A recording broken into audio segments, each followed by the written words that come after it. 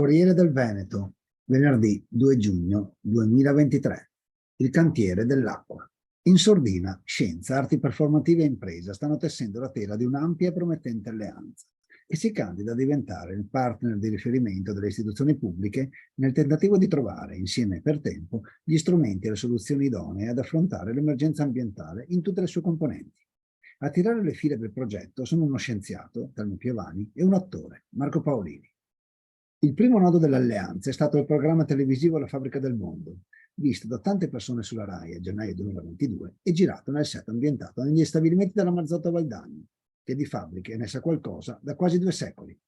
Piovani e Paolini hanno saputo unire narrazione teatrale, divulgazione scientifica e racconto cinematografico per poi conversare con voci autorevoli della scienza, dell'economia, della letteratura su tutti i grandi temi che richiedono un cambio di passo al mondo contemporaneo per non mettere a repentaglio la propria sopravvivenza, dall'uso responsabile delle risorse naturali alle fonti energetiche, dall'evoluzione della specie alle tecnologie, dalla crisi ambientale al cambiamento climatico. Per generare quei cambiamenti strutturali nei comportamenti individuali e collettivi che l'Agenda 2030 dell'ONU richiede, serve un linguaggio facilmente accessibile alle grandi masse, perché l'obiettivo dello sviluppo sostenibile si raggiunge solo con un autentico movimento nazionale popolare. Le arti performative, e in primis il teatro, hanno il dono dell'immediata comprensione. Marco Paolini su questo fronte ne è uno dei massimi interpreti. Il secondo nodo dell'alleanza sono gli incontri della fabbrica del mondo, che portano i temi della sostenibilità ambientale nei territori per entrare in conversazione diretta con la popolazione, sia per spiegare quello che sta succedendo, sia per mettersi all'ascolto delle persone e costruire insieme una nuova consapevolezza. In questo caso il protagonista è il linguaggio della divulgazione scientifica, che in Italia ha proprio in Telmo Piovani uno dei volti e delle voci più qualificate e ascoltate.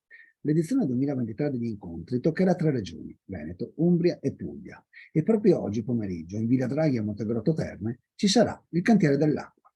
Sì, l'acqua, del cui valore ambientale e sociale, non economico, ci si accorge solo quando non ce n'è abbastanza per tutti e per tutti gli usi, o ce n'è troppa da provocare lutti sociali e disastri ambientali. Tanti si limitano a definirla sbrigativamente il nuovo oro blu, enfatizzandone la dimensione economica. Chi invece ha a cuore la dimensione ambientale e sociale dell'acqua deve sapere che il massimo esperto mondiale, la persona a cui lo scorso marzo è stato attribuito lo Stockholm Water Prize 2023, in sostanza il premio Nobel per l'acqua, è il veneziano Andrea Rinaldi, docente di costruzioni idrauliche al BO. Ci sarà anche lui questa sera a Montegrotto e basta questo per non mancare agli incontri. Il terzo nodo sono le imprese, le sole a poter dare gambe solide e sicure per il cammino dell'alleanza, anche con riferimento all'acqua.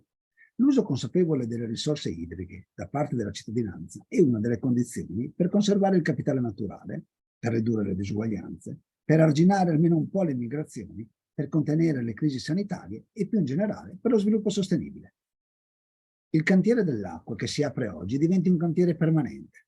Fisso io la data del prossimo appuntamento, ore 22:39 del 9 ottobre 2023, quando ricorreranno i 60 anni dal disastro del Vajont del 1963. Marco Paolini ha avuto il merito di narrarla mirabilmente 30 anni dopo, era il 1993.